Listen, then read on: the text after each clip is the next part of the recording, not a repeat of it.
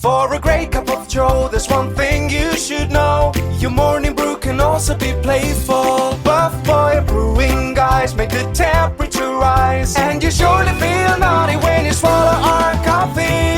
If you want some real heat, give your mouth a fine treat. You will want some more, rest assured. Buff Boy Brewing, you can't get enough of. It's time for The Scribble, your weekly fix of celebrity chats, bizarre stories in the news, and basic random chatter with best-selling author and syndicated radio host Jeremy Bradley. Make sure your seat is in the upright and locked position and your barf bag is securely in place. Here's Jeremy Bradley. Thank you very much, Larson. Jeremy Bradley here. This is the Scribble Podcast. Thanks for tuning in today. And you know what yesterday was? Yesterday, or what it would have been, it would have been my grandma's 95th birthday. Now, she's no longer with us, but when a birthday comes around, you still sort of remember the person, right? And then you kind of take that walk down memory lane. And I think about all the different fun times that we had as individually, because once I became older and I was able to just go and visit her on my own, I would do that. But then also as a group at our family settings, at Christmas when everybody's all together, or, and I just kind of I was taking a walk down memory lane and laughing about the good times, and then wondering how much of her personality did I get? Right? How much of her rubbed off on me? How much am I still carrying of her? Does her legacy live on through me? I've got a whole bunch of stories. I'm going to tell you about that on the Scribble, and it starts right after this. Isn't it crazy that you wait for payday, but before you know it, you're strapped for cash again? It's time to stop blowing your money and become a smart spender with the book, The Official Guide to Being an American Cheapskate at cheapskatebook.com. Learn simple ways to cut costs at home every day and during special times of the year. Don't go broke at Christmas. Don't remortgage the house for a fancy vacation. The book is filled with tips to save you money throughout the year. Check out the best-selling book, The Official Guide to Being an American Cheapskate at cheapskatebook.com or on Amazon and iTunes. JB here, back on the Scribble. I've never been a person who's, idolized or paid tribute and, said this person was, my mentor and meant so much to me. Even, when we have funerals, okay, the person was special to me and that's it. That's just how I am. I don't know. I've never felt that way about people. And so with I'm certainly not saying this is a tribute show to my grandma, but, it puts things into perspective when they start to get older, if they get sick. My grandma had dementia, so for the last, I guess it was, not quite 2 years, she lived in a home, you know what I mean by that, right? And I would go on Wednesdays, they would do bingo. It was actually not that far from my house. And so because I think I was the closest relative, I think I was the closest family member to the home. My parents might have been a little bit closer. But anyway, bottom line is that I lived close. And on Wednesdays, they would do bingo at the home. And so I would go because it would start at like 4:30 or 5 o'clock. And because I'm my own boss and I, make my schedule, and if I wanted to, I'll go and play bingo. So I would go on Wednesdays and play bingo with her. And the very last time was when the whole Corona thing started happening. And I remember we were downstairs, we did bingo, we went back up to her floor, and we were doing a puzzle. And the nurses were going around talking about this whole Corona thing. And that was when the NBA, something had happened with the NBA, and then Tom Hanks, it was all kind of happening. So it was on TV, obviously in the dementia ward or whatever. The people, they're just watching the TV. They're not really understanding what's going on, but the staff certainly is. And so I'm kind of half paying attention, right? I'm kind of half talking to my grandma, half listening to what's on the TV. And then, and then I'm overhearing the people, the staff talking about it. And so that was the last time that I actually saw her in person, was because then everything shut down, right? We weren't allowed to go visit anymore. And the last we saw of her was basically just photos of, sorry, that's not true. We were able to go and see her. We had to sit in a parking lot though. So, okay, that's not true. That's all right. I had gone to see her that summer for my birthday. Okay, so all right, I take that back. Anyway, point was that you can't. We weren't allowed to. Then things really shut down, and we weren't allowed to go at all. That's what happened. And then we were only getting pictures of her with people in like these hazmat suits. You'd think that she was like with astronauts or something, and it's like, oh wow, there's somebody painting or coloring with her, and it just was so impersonal to see that. And when you're removed from somebody like that, right? When you're not allowed to see them, you're not allowed to talk to them even. My parents were still, like certain people, but you're not going to have every single freaking grandkid, right, calling her, because again, they couldn't have that sort of, people going back and forth with her all the time. So it kind of makes you sit and go, I remember the good times. And then you start to think about her qualities, right? Like, I think of Sophia on Golden Girls, and after she'd had her stroke, that was where she had no filter anymore, right? She would just say anything that came to her mind, and it was offensive, and it was, funny, of course. And so my grandma was never like that.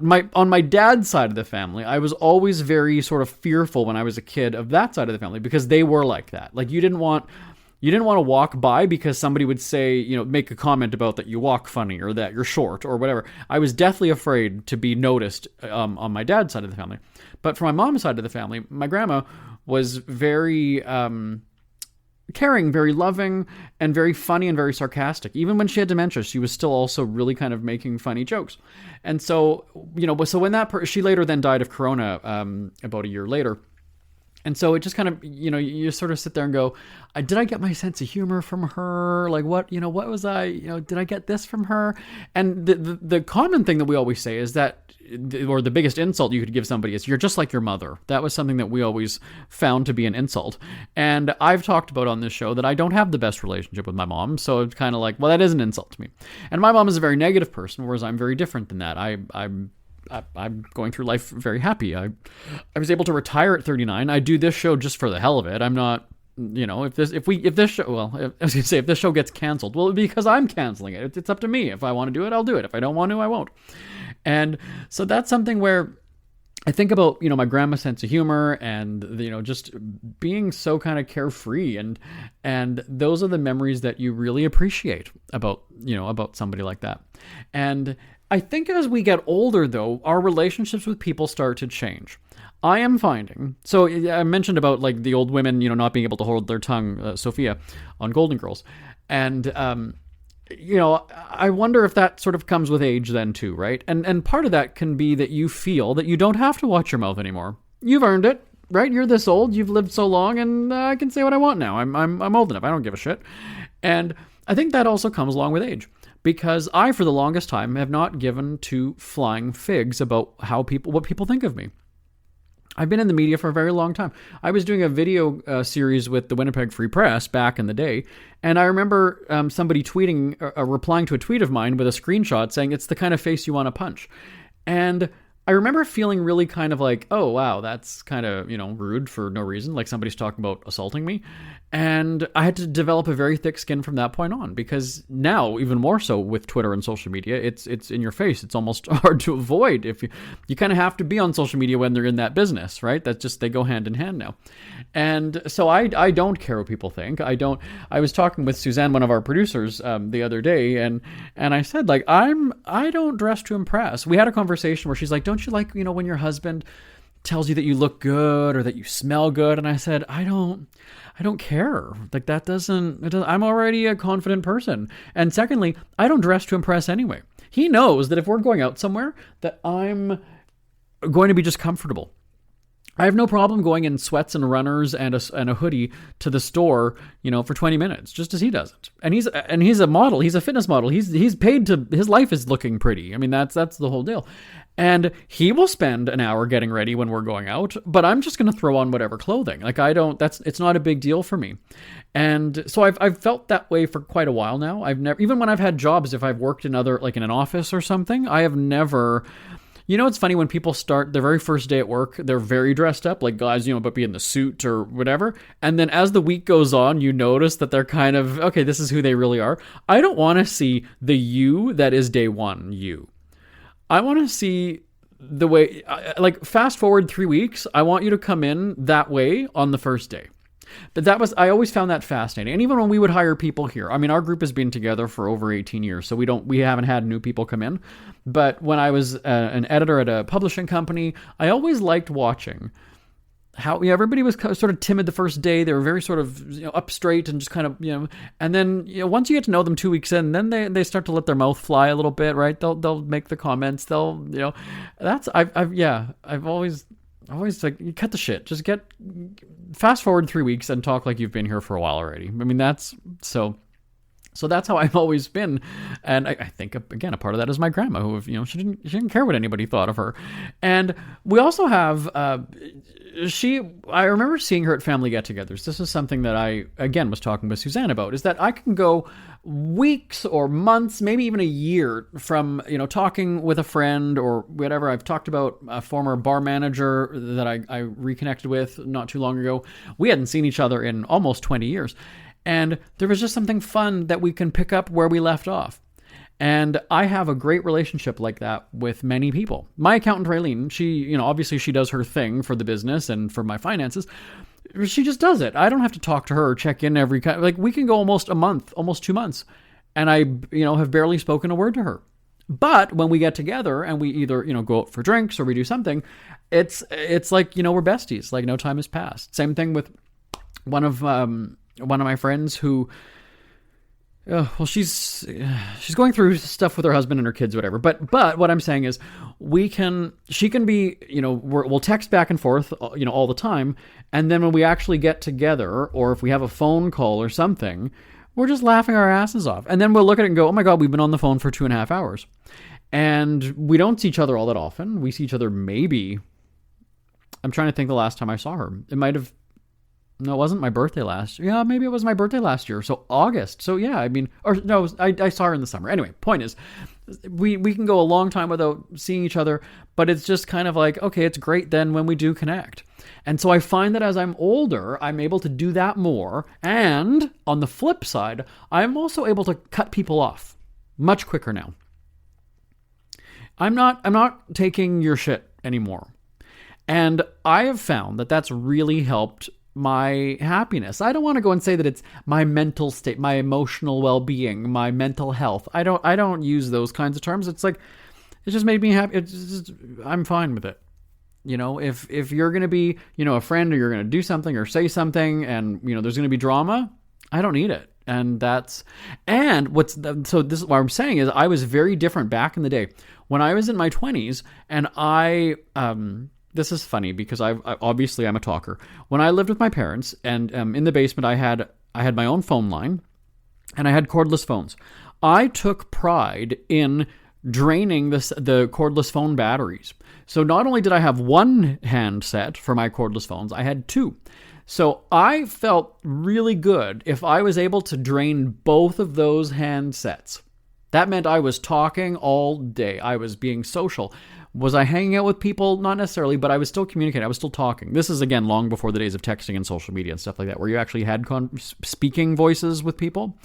And so there was something where people would get into relationships. I obviously then took a back seat because their relationship comes first. I was always the one getting ditched by people. Not that I did anything wrong, that was just the natural progression, right? You start a new relationship, you're all about that person now. Okay, great. Or you go to school, or you get a new job, or you move away, or whatever. I get it. I'm not expecting to be number one priority in your life, but I was always the one who got ditched. I was always every time you had an issue with your relationship, or your parents, or you failed a test, or you got fired from the job, I was the one that you called. And like I said, I would be on the phone from like 6 o'clock. I'd have another call at 8:30. It would be one call to the next. Like I'd be getting my, the call waiting thing beeping, and I would see that's that person. I would feel really good. I'm like, I got 2 messages. I got to return 2 calls. I'm going to be on the phone all night. We're good. And then I'd be, it's 2 a.m, 3 a.m, because then I've got a friend in the West Coast. I would always talk to him last. I was a big time, good friend. I was always there. And like I said, these people then get into relationships or what have you, and suddenly you're gone, right? You're pushed aside. And I was the one who was always making a big deal about that. I was the one fighting. And it would push people away because they're like, hey, you know what? You're just too fucking needy. And I'm like, no, excuse me though. when you were devastated and crying and wanting to run away from home or wanting to do whatever, I was the one talking you through it. I'm not a fucking counselor. I have no training and shit like that. But I cared, right? Because that's what a friend does. And I would never burden these people with my issues. I was always the one, hearing it and then not dishing it out, because I was never giving advice. I would always tell people, I would ask them questions and make them think about things and make them look at something a different way and then have them draw their conclusion. I would say, I always hated when my mom or when people would say, you should do this. As soon as I hear the word should, I shut down. You're telling me what to do? I'm not, that's not happening. And so I would just ask people questions. Well, what about this? Well, if you did this, okay, so what if he said this to you? All right, well, what if you did that? Okay, so if I came to you and I said, and then that gets, that starts the conversation. It gets them thinking about things. But I was the one who was always fighting. I was always fighting because I felt, and I even said this to people, I'm a person on the other end. I'm not, you can hang up on me, or you can just see the text and ignore it or whatever it is, but there's still a human on the other end of that. And that's, you have to remember that this was, again, before the days of ghosting and stuff like that, but you're pushing me away. I'm a human being with feelings who's helped you through a whole shit ton of stuff. And now, fast forward all these years, 20 some years later, I'm very quick to go and say, you know what? Never talking to her again. Never talking to her again. She's done. She's done. Unless she's going to apologize or unless she's going to do something, I'm not giving two shits about her. And there's something very freeing about that. And that's, again, something where, my grandma was didn't have a mean bone in her body. I'm not saying that she was telling people off or she was just vicious or whatever, but she wasn't going to take people's shit. In the most polite Ukrainian baba kind of a way, okay? She wasn't a loud-mouthed, fill in whatever, culture you want to go and say has a reputation of being. But it was just, she wasn't going to get pushed around. And so that's something that I, really, and it's weird because like I was saying about my mom being a very negative person and whatever, I don't have that same feeling about my mom. So does that skip a generation? I don't know. It's just kind of strange. So tell me your thoughts. Did you get your personality traits from your parents? Did it skip a generation? Did you get it from your grandparents? Send me an email, live@jbonair.com, live@jbonair.com. Ever had something to get off your chest but never had the balls to say it? That's a load of crap. Speak Free with JB.com is exactly what you've been waiting for. Your chance to tell it like it is and not care what anybody else thinks. Have your say on issues of the day. Join newspaper and radio columnist Jeremy Bradley as he tells it like it is. Hundreds of thousands of people have stopped by, including some well-known celebrities who have had a chat with JB and speak candidly about what's really going on in the world. You can join them too. Have a rant or a rave. Be brave and head on over to www.speakfreewithjb.com now. It's never too early to start thinking about your next holiday. Have you checked out Mexico recently? From tequila tasting, swimming with horses, to ziplining through the jungle and watching whales and dolphins in their natural habitat, Puerto Vallarta has it all. Visit mexico.jbonair.com to see all the fun PV has to offer. That's at mexico.jbonair.com for hundreds of photos, interviews, and videos from around the tourist hotspot. Check out mexico.jbonair.com for all the fun. That's mexico.jbonair.com. JB here, back on the Scribble. With the comparisons between, am I more like my grandma? Am I more like my mom? Was your grandma or is your grandma a rule breaker? And my mom was not. My mom was a teacher for many years, so maybe that's why she was always by the book. And my mom was always oh, you can't do that. No, you can't. Grandma, not so much. And there's two situations, two instances. Yeah, well, or whatever. I'll tell you. When my grandpa was dying he was in palliative care at the time. He had cancer. My grandpa had throat cancer when I was probably about 4 or 5 years old. And so he had the hole in his throat, like he talked with the machine to his neck. And he had that when I was very young. And when he recovered from that, the cancer was gone. It came back up high in his body, so it was in his throat, and then in his face, and then it went up to his brain. Towards the end, he was in palliative care, and my grandma would sneak in. He wasn't supposed to have whiskey or a shot of whiskey. And, she would just do it. And again, the nurses, they're like, what, it's not going to, let him have it. Like, who, and so he liked ice cream towards the end. And I guess also too, you have to remember, his face and his head was going through a lot, right? So something maybe cold in his mouth or, would maybe help him. And I remember my mom saying one time, and the ice creams were those little like plastic, you got them at school at the carnival, in the summer, like the little, I don't even know. It's like the shape of a hockey puck. Like, it's not very big. And my mom would say, like, well, he's already had 3 of them today. And I was like, he wants another one. Get him another one. Like, it's not like really, I mean, we're not charged for this. Like, it's just going, go get one. And then he told me to get one for myself as well. So when I came back and I had 2, and my mom said, those are for the patients. And I was like, I'm a taxpayer in this country, in this city, whatever. I pay for this hospital, so you know what? I'm having one. How much does this cost? They're not. Our hospitals have money here. That they're not hurting for cash. And but I just remember like that. So my grandma was, she would sneak in, a bottle of booze or something and pour him a shot. So fast forward now. This is the second I was talking about instances or situations. So she's in her home. My grandpa had long died. He had died, I think, 13 years earlier. But she was in her home. We would go and do, bingo or whatever I was talking about. And same thing with my mom, where my mom, I said, well, I'll take her like a cheap little bottle of fizzy wine or something. My grandma always liked, the flavored wine, like the red one, whatever. And my mom would say, well, you're not going to take alcohol in there. I said, well, it's not like we're doing tequila shots or something. I mean, it was wine. And being, Ukrainian and she was at church, I mean, wine is not a bad thing. It's almost part of her religion, basically. And again, it's not like I'm going in, like I'm shoving things up my sleeve or, I'm smuggling, I'm going to get arrested. And it was allowed in there. But so my mom just always had this issue with like, oh, you're not going to feed. She wants to have a little nip in the afternoon. So you know what? She's going to have a nip in the afternoon. What is it? Like, really? The doctor has said it's fine, with medications. She's not getting drunk. She's not falling over. She's having, a glass of wine after we played bingo for 2 hours or an hour and a half or whatever. Whatever. We're doing a puzzle. We have a glass of wine. We're good. That's it. And I remember my mom kind of giving me crap, going like, and I saw that there's a bag of chocolate in her room. Did you take her chocolates?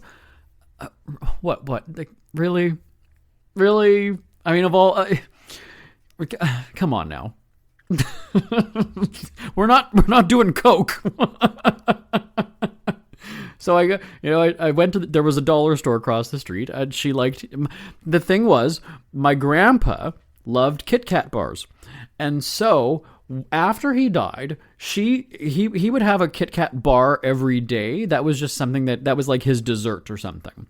So after he died, she would do that because that was something that, she would always be the one to grocery shop and she would get him those Kit Kat bars. So she still did that after he died and she would have the Kit Kat bar. So I go to the dollar store. And, they have the little ones, not the full, there was the box of them, like at Halloween or whatever you get. And I got a bunch of Kit Kats because whatever, right? That's maybe a good memory for her. They always say, when it comes to dementia or whatever, to bring things that are familiar to them. That might help, get them focused, and remembering things. And leave it to my mom, right? To just be, that's chocolate. Okay, she doesn't have, needles and bags of meth and stuff, fentanyl, whatever in her room. We're fine. And so that's where I was like, yeah, my grandma was the one doing that when my grandpa was sick. And I was doing it. I just didn't even realize it. Like, I didn't make that connection, as I said, until after she died, when you start to relive those memories and think about them. And so I'm just kind of laughing, going, that's right. It was my baba, is what you call a grandma in Ukrainian and Polish. And I was like, it was my baba. She was the one who was sneaking things into my grandpa. And I was doing the same thing. I didn't even realize it. Like, that's just so funny that I would do that. So again, I'm going to ask you, as I did earlier, did you get more of your personality traits from your parents or your grandparents. See, I think now that I'm telling you more of these stories, it's going to make you think, right? It's going to jog your memory and go, yeah, you know what? She does that. Or my grandpa did that. Oh, yeah, I remember when I was a kid, there was that, and I do that now. You don't even realize it. And doing things like that just makes you laugh and have a smile on your face, obviously, and stories to tell. So what happens then, as I said, it was her birthday, that then I go and I will call my cousin and I will start telling her. And then she will go and tell, her brother, my other cousin. And then I'll talk to another relative and I'll start sharing. And now we are. We're having great laughs. It's not a sad day because this would have been her birthday and she's dead now, whatever. We're all just kind of like having laughs. And then what happens? This is absolutely true. Then the rest of the night, we're all like going through, we're texting each other pictures of like this funny moment with her and whatever. And now almost we're having like this weird celebration of life, this spontaneous, impromptu, and here we are just having these celebrations and we're not even together, right? We're just all randomly like texting and so I just got this from so-and-so and now I'm sending it to whoever. And now here we are like having a mini, birthday and that's just really great. So as much as, yes, we miss the person and, it's terrible that they're gone. I've talked about my mom being a very negative, whatever. This is something that I'm certainly not a motivational speaker, right? I'm not telling you go through life and be positive because I make fun of the people that have all those like positive quotes on their desks or in their walls at the home. Love is where it makes my heart complete and all you need is, make today the best day ever. I laugh at those things because I don't know.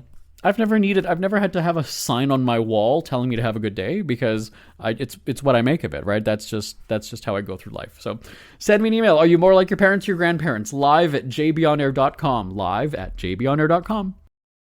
Who are the Kardashians feuding with now? What did that little thug Justin Bieber do this time? Who's getting hitched? And who's headed for Splitsville?